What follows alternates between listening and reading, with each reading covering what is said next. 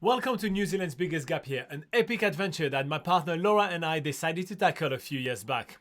The challenge? Tackling 365 activities all around New Zealand in 365 days. And today is day 282, part 2. That's right, this morning we did kayaking in Whakatane, and today, this evening, we're gonna try to spot some kiwi birds in the wild.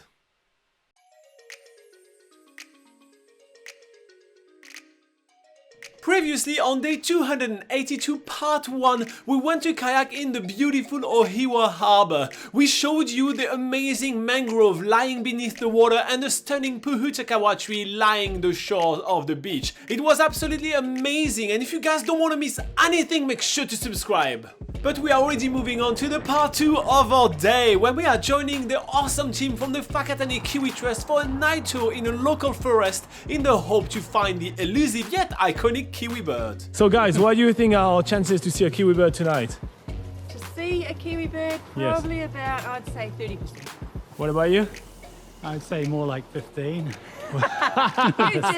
We join our two guides, Bridget and Russell from the Whakatane Kiwi Trust, and they tell us more about the habits of the local kiwi. There's lots of pairs of kiwi in this place. And the good thing is they come out and call. They're territorial, so if they start calling, once the sun goes down and it gets dark, they'll start emerging from the burrows. They don't cohabit as much, males and females as well, so they'll call to say, where are you? And find out where their partner is as well.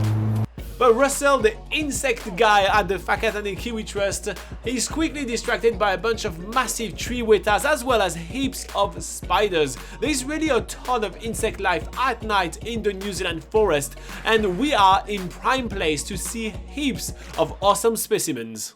We are currently looking at some really unique spiders, which are sheet web spiders, because they make really complex spider webs which almost look like sheets. Alongside the walk, we see a ton of other different spiders along the way, but honestly I can't remember the name of all of them. The one I know though is the weta. That's not a spider, that's a massive cricket which is actually really big, and Russell loves to play with them. This insect crawling on my arm is not one of the biggest wetas that you can find in New Zealand. In fact, New Zealand is home to the heaviest insect in the world, which is the giant weta.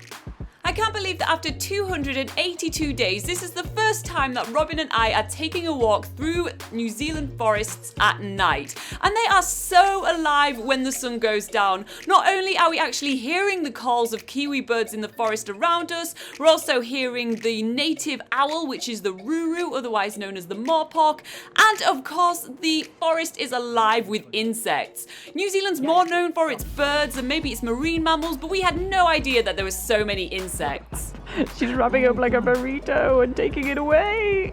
As you can tell, we are having way too much fun observing the night crawlers around the forest. We are really having a lot of fun exploring the Hope Scenic Reserve, which is a place that you can access in Hope even during the day. It's completely free of charge and it's only a short drive away from Whakatane. But those night tours are run by the Whakatane Kiwi Trust, and they share their insights every single Friday evening in April, May and June, and it's totally worth joining them. It's absolutely amazing how much interaction we get to have with all those really creepy insects. Usually you see an insect, you're like, ew, and you don't touch it. But because our guides know how they behave, they give us plenty of fun exercise to do with them. Like you saw this weta crawling on my arm, or this spider wrapping another spider into a burrito, or even just trying to get a spider to attack one of the pieces of leaf. But we also spot some undesirable inhabitants of this forest. So that's really rare to see possums like that here? It is. You don't often see them hit by cars on the road around here, and we haven't done possum control using poison for the last 5 years because there are so few in here we haven't needed to. So we obviously need to get that one. Although possums look cute and fluffy, they are actually considered a pest in New Zealand because they eat all the native vegetation and pretty much destroy the environment that native wildlife relies on.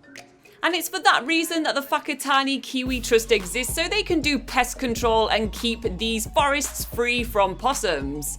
Moving on now, Bridget is on the trail of a pair of kiwi birds which she has found on her radio tracking device. And we can also hear them deep in the forest as well, which takes us a little off track, and we get closer and closer to those rustling noises of the kiwi birds. They also have another trick to play recordings of kiwi calls.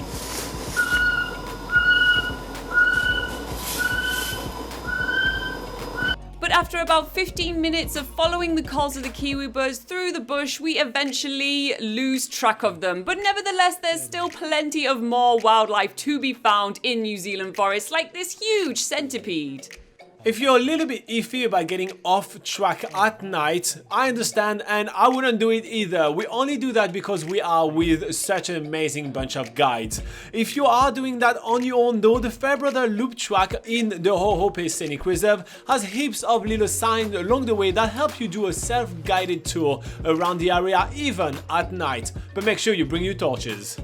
Well, guys are taking us now really at the bottom of the forest. In fact, we are down the stream because we are looking for some more local wildlife, and those are the eels. We've shown you eels so often here in New Zealand. They are called tuna in Maui, and we're part of their food diet when they came here because, well, there was not that many sources of proteins. So we're crawling our way outside of the forest. It actually took us quite a few hours to make all our loop around this night tour, and it was really awesome way to get to see New Zealand forest like never before. We saw so many species we didn't even know existed. Sadly, no kiwi bird tonight. Oh, look at that, I found you the kiwi bird. After about 20 to 30 minutes, we realized that that kiwi bird just ain't coming. So we call it a night on the kiwi birds. We definitely heard quite a few out there, but we didn't see any tonight. And that's just how elusive those little kiwi birds are.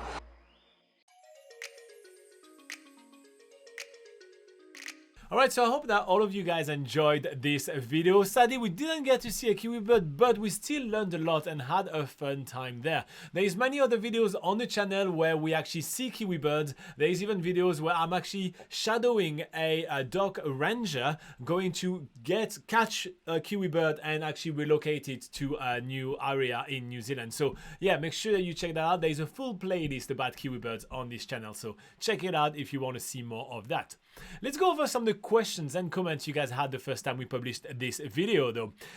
We have Matthew that says Rotorua is really cool. They have a park there with thermal pools where you can soak your feet in. That's true. That's called Criro Park, and it's right in the heart of Rotorua, and that's free to visit. So that's a really cool place to visit. We will go to Rotorua in a few days, so you have to wait a couple more videos first.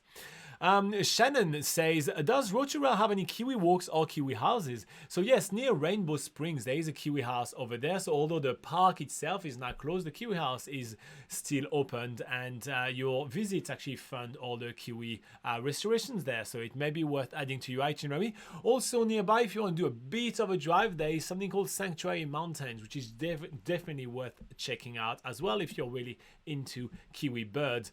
And if you are going to go to Waitomo, which is a place where a lot of people go to when traveling in New Zealand, make sure to check the nearby Otorohanga. It is a town, and in there is also a kiwi house. Alright, and Matthew is asking, where are you guys going next? Well, we're going to stick in Whakatane for a few more days and then off to Rotorua. Alright, so that's all the questions you guys had the first time we published the video. But if you do have questions of your own, head in the comments. We're always around to answer all your questions. Plus, we do a live session every single week at 8 AM on Sunday New Zealand time, and we answer all your questions about traveling in New Zealand live for 1 hour. So if you're planning a trip to New Zealand, that may be the best place for you to hang out and kind of learn about New Zealand and even just bounce some ideas from us. On top of that, you can also check out NZPocketGuide.com, which is New Zealand's largest travel guide. It's free to use, so make sure to make the most out of this incredibly huge resource that will help you literally have the trip of a lifetime in New Zealand. In the meantime, stay safe, and I'll see you next time. Bye bye.